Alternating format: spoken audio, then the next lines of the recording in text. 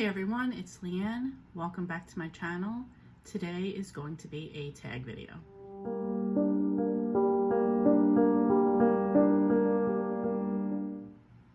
So this is the school days tag, and I was tagged by Lady Jane Boooks. Thank you so much for tagging me. I'm really excited to do this one.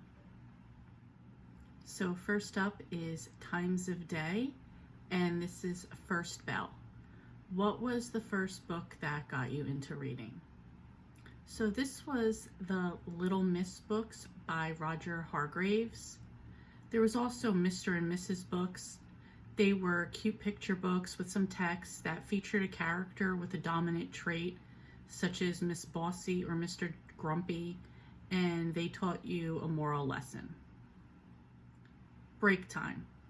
What book have you most recently had to take a break from or DNF? My most recent DNF was A Darker Shade of Magic by V.E. Schwab. This I tried a few times and I just couldn't get into it, which sucks because I loved Vicious and The Invisible Life of Addie LaRue. Lunchtime. Tell us about your favorite book that features food. Two's a Crowd by Diana Gregory. This is a Sweet Dreams book from the 90s. This book features two people competing against each other to be the sole lunch provider at a factory. I really enjoy the descriptions of the lunches that they make in this book. Final Bell. Which book have you most recently finished? The last book I read was Hummus and Homicide by Tina Cashian. This is the first book in the Kitchen Kebab mystery series. Homework. What was the last nonfiction book that you read and really enjoyed? Mafia Queens of Mumbai by S. Hussain Zaidi. This is a book about 14 different women in India, and they were either running shit in their neighborhoods or they were part of the Mumbai Mafia. It was very interesting to read their stories and see some of the other men and women in the stories that actually crossed over in the stories, like in the Mafia underground there. Staff room. Tell us about a book you read when you need to take a break.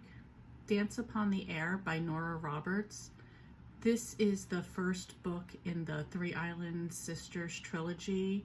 I just love like the northern lifestyle, the island lifestyle in it, as well as like all the little witchy aspects and like the comfort of Nora. Is that her name in the book?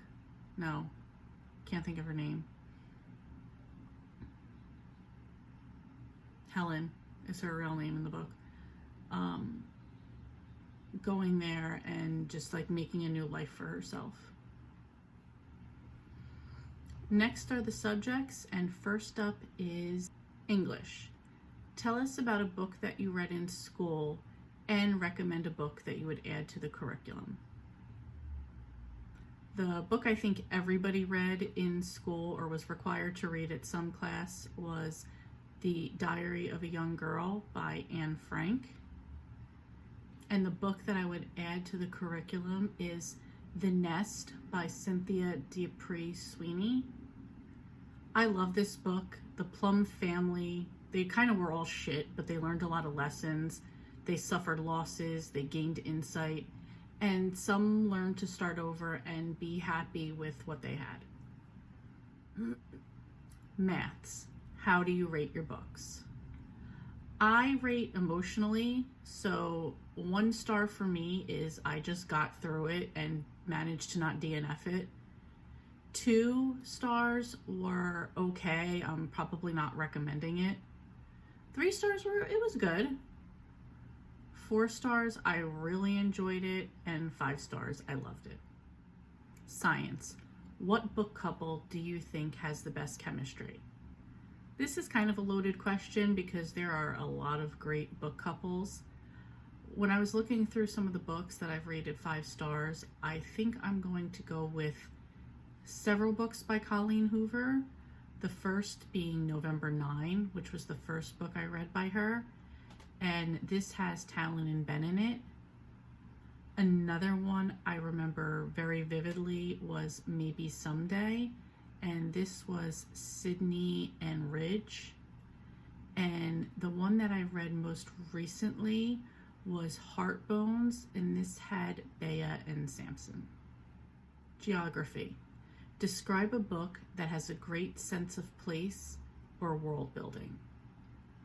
For this, I'm going to say Ellen Hildebrand, because she brings the island of Nantucket to life for me. She brings you to the island, and a lot of her books mention the same restaurants and places, and she really draws you into the island and the life there. History. What 3 historical novels have you enjoyed? If you don't read historical fiction, what period of history would you like to learn more about? I don't really read historical fiction, or at least I don't think I do. At this point in time, I think historical romance from World War II is completely overdone. I did take a look back through my Goodreads read pile to see what I might have read, and I did come up with 3. First is The Invisible Life of Addie LaRue by V.E. Schwab, which I gave 5 stars.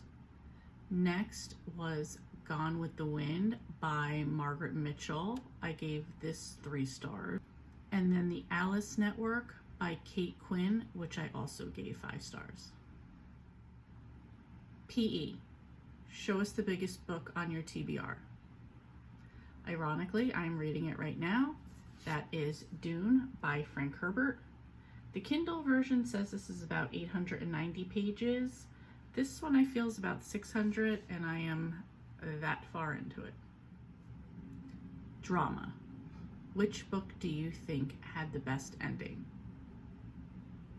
For this one, I'm going to pick The Last Mrs. Parrish by Liv Constantine. This is just a book I really enjoyed the twists of and the different perspectives that the story was told from. Art. Show us 3 books that you think have beautiful or amazing covers. First up is Rise of the Magics by Nora Roberts. Next is Sisters Metaros by Patrice Sarath. And third is The Inheritance Games by Jennifer Lynn Barnes. Modern foreign languages. Recommend a translated book that you enjoyed. The Girl Who Played with Fire by Stieg Larsson. This is book number 2 in the Millennium Trilogy, and this was translated from Swedish to English by Reg Keeland. So that's it. That's the tag. Again, Jane, thank you so much for tagging me. This was a lot of fun. For anybody that wants to do the tag, you're it. I tag you. And as always, if you don't have a channel, please write your answers below. I would love to see what you would put. Thank you so much for watching, and I'll see you next time.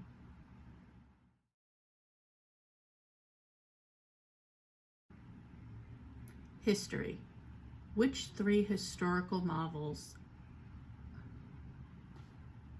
Here's what I found. Shut the fuck up. You don't read historical fiction. What genre? I found this on the web. Shut the fuck up!